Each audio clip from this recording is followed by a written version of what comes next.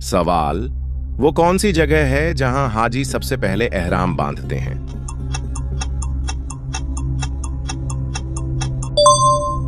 सही जवाब है मीकात।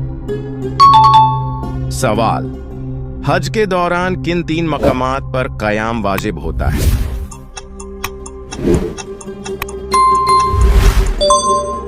सही जवाब है मिना, अराफात, मुज़दलिफा। सवाल, कंकरियां मारने का अमल कहां अदा किया जाता है?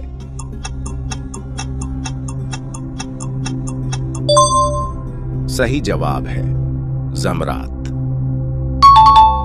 सवाल, हज की सबसे अहम इबादत कौन सी है जो 9 जुल्हिज्जा को अदा की जाती है?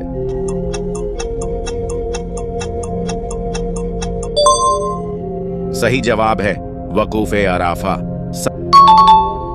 सवाल, हज के दिनों में कुर्बानी का अमल कब किया जाता है?